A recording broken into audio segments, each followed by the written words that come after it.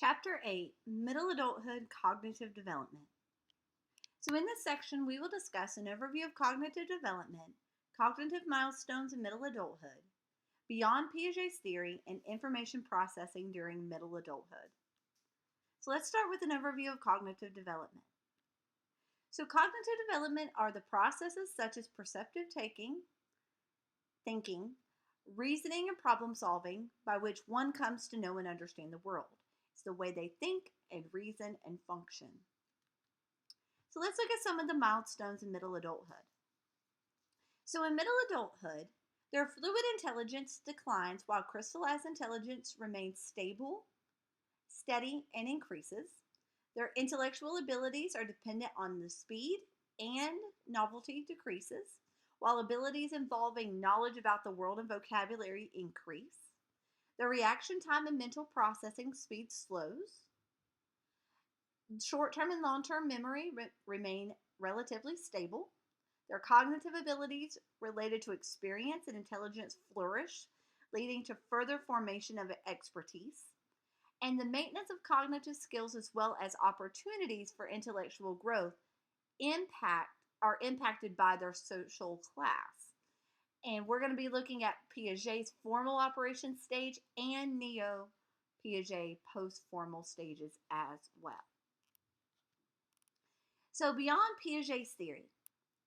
So during middle adulthood, some aspects of cognitive processes continue to develop while others are maintained and others decline.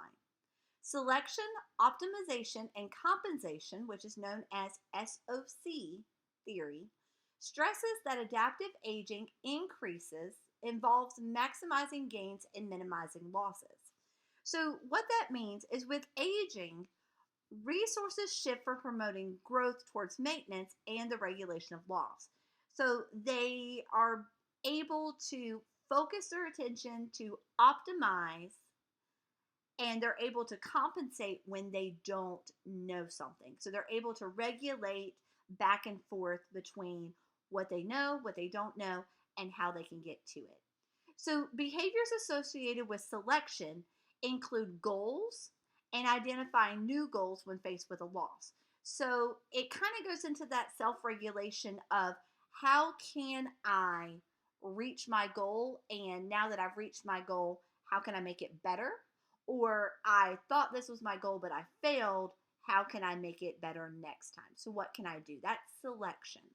Now, optimization, this is the focus of attention, persistence, energy, and effort. So optimization is them choosing to focus their attention on this and to persevere when things are not easy so that they can master a skill.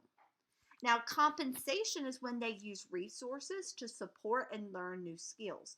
Now, this may be watching a video or taking a professional development class or asking for help or reading a manual or reading a book or taking a class so that they can increase their effort at obtaining a goal. So SOC theory. Growth are behaviors meant to increase the functioning and the adaptation of their process. So they will do things to meet their growth. Now, maintenance, these are behaviors striving to keep their functioning at current levels. So if they are a computer technician, they're going to continue to practice those skills so that they can keep their current levels there. Even though there may be new technology that comes in, they are going to keep what they have, but they're also going to try to increase their functioning and adaptation through their growth by going to new classes and trying new things. Now, regulation of loss are behaviors that allow them to reorganize or functioning at lower levels because maintenance is no longer possible. So these are ways that they try to overcome when what they are capable of doing or when their knowledge is not where it needs to be. So this may also be trying to take a class to promote growth, but also keeping their maintenance level of what they know, so they don't just throw away their old ways. They just add on to it to accommodate and optimize their performance. So this would kind of be an example of this too. So their outcome would be work engagement. So they would use these resources so that they're successful at their work. So there are 4 foundational rationales in the SOC theory, and biological resources do decline with age. So an example of this would be our mitochondria becomes less functional with aging, increasing the risk for certain illnesses. So when we get older, there's certain things that happen inside of our body that do cause us not to be able to optimize everything when it comes to our ability to be at work due to illness, or our processing speed with our thinking. There's a lot of things involved with that. Now, as age increases, the need for culture increases. So an example of this would be, as one person gets older, they may need access to better health care or better resources or more support to be able to function. So another one would be, as age increases, the efficiency of culture decreases. So this means that as a person gets older, cultural intervention decreases. So an example is, although we can treat medical conditions associated with age, we cannot prevent these things from happening. So when it comes to our thinking in the workplace, where we may have been really good at remembering things at one time, there's nothing we can do to make our memory come back. We have to take certain strategies and certain things to help us remember things. So we may have to take on jotting things down, or recording certain things so that we don't forget. And there is a general lack of cultural support structures for the elderly. So making sure, especially if you're going to work with people that are older in the future, making sure that they have support is very important, so that they can still be functional and capable of doing the things that they are. Just because you get older doesn't mean that you can't. It just means that you need more scaffold and support. As Vygotsky says, you need more cultural tools to be successful, whether that be videos or reminders or minutes or recordings, whatever it may be to help. So expert versus novice knowledge. So knowledge is what we know about certain situations. So during middle adulthood, many individuals do become experts within their area of expertise, whether that be work or hobbies.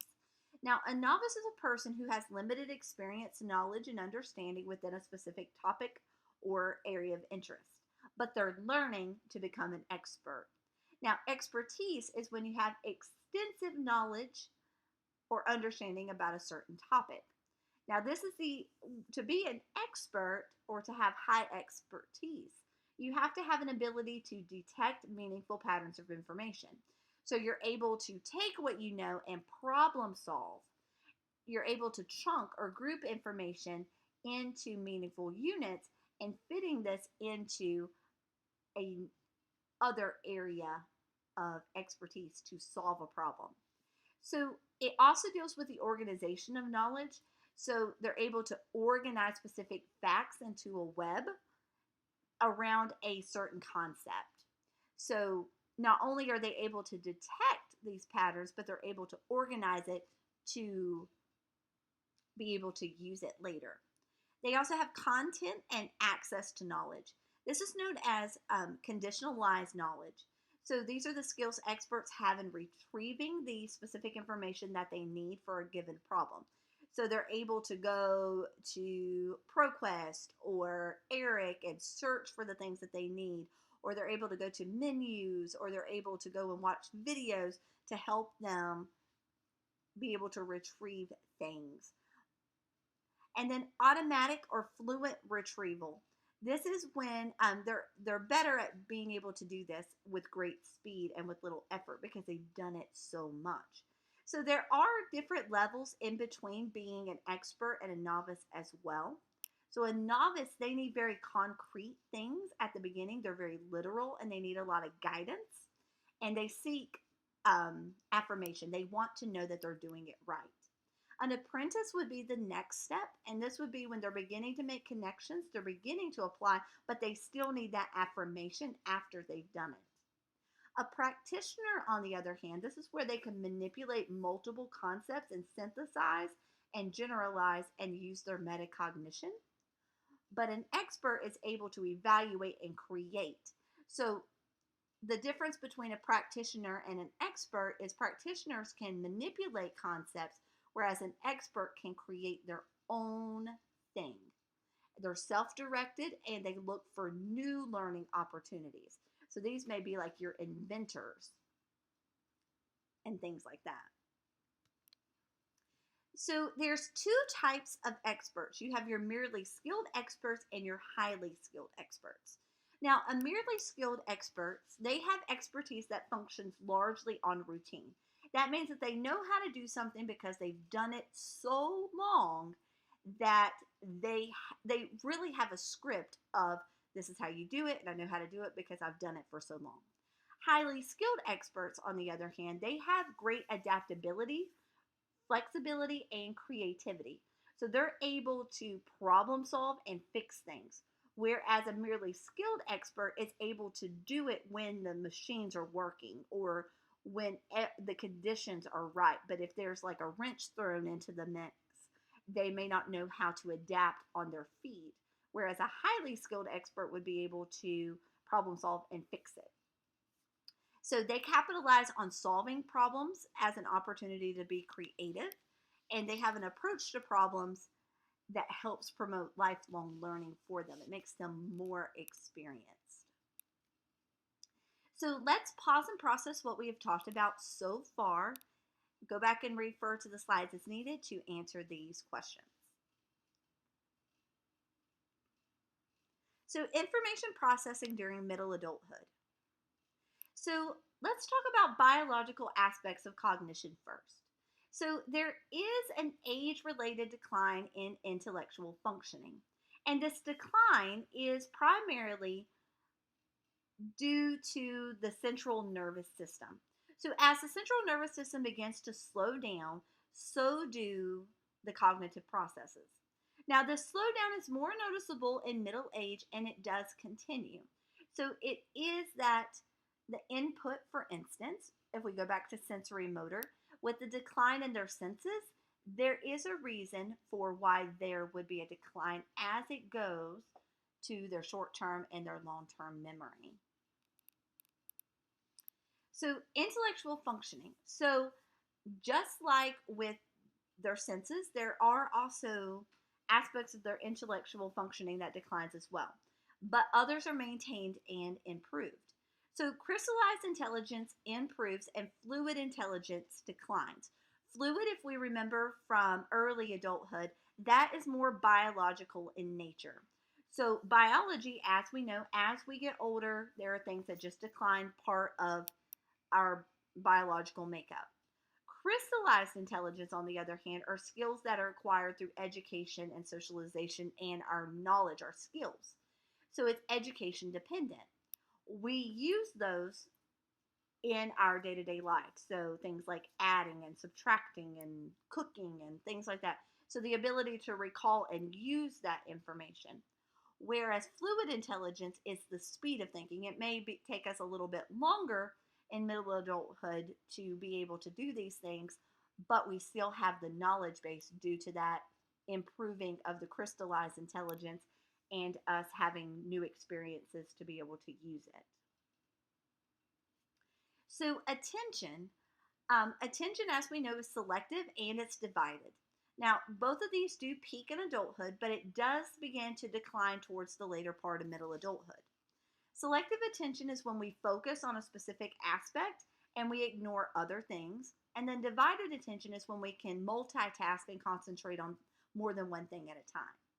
Now, in middle adulthood, our divided attention does start to decline significantly. And one research thing that is very common that researchers have been looking at is cell phone usage when it comes to people driving. So it is very hard to focus on the road and the cars around you and talk on the phone or text on the phone at the same time, because you can really only selectively pay attention to one thing at a time. So, all these other factors that are around you, the ability to focus on everything is very difficult. And that's why there's been inventions like hands free driving and no texting laws, due to the number of people that have wrecked or accidents and the age groups. Now, doesn't mean that teenagers are capable of doing this type of thing, but they're more able to focus on more than one thing at a time. Whereas as you get older, your attention has to be very selective on one thing, and you have to kind of tune out other things so that you can process everything. And again, that goes back to your sensory receptors and being able to hear it and see it and all those things. So, working memory does improve across a lifespan, and it peaks during middle adulthood around age 45. Now, working memory is that workbench of memory where simultaneous cognitive processes can be attended and handled to. It's what you are in that moment using and working. Now, declines in working memory do happen towards the end of middle adulthood and late adulthood. And this is primarily because of the decline in processing speed. If they have too much information coming in at one time, they cannot process all of that into long-term memory. So there's also decreases in spatial referencing memory due to influences of hormones. So spatial referencing memory is the aspect of memory that stores information about an environment and spatial orientation. And primarily, this research has been done on mice, and it shows that extended use of things like oral estrogen may negatively impact memory. So, but testosterone, on the other hand, is found to improve memory. So they're really looking at how can hormone replacement and things like that be useful in regard to memory. So, emotional intelligence is the ability to recognize the emotions of others and regulate one's own emotions while effectively utilizing emotions in adaptive ways. So, there are three components. There's appraising others' emotions, which is emotional regulation. And then there's optimistic mood regulation, and this improves in middle adulthood. And then emotion utilization, which is emotion use, problem solving, motivation, and other behaviors. Now, this is similar in early and middle adulthood. Now, when it comes to emotional intelligence, there is this perceiving nature where you perceive and you appraise and you express your emotion, but then using it. So you use emotion based off of cognitive processing, which leads you to understanding what's going on and linking it to relationships and then managing it. But again, all of this is a continuous process of looking, what can I do? How can I regulate myself? And how can I use it to solve problems in the future? So we are going to now pause and process and reflect on what we have covered so far. So go back and refer to the slides as needed to address these questions. And that is the end of this section.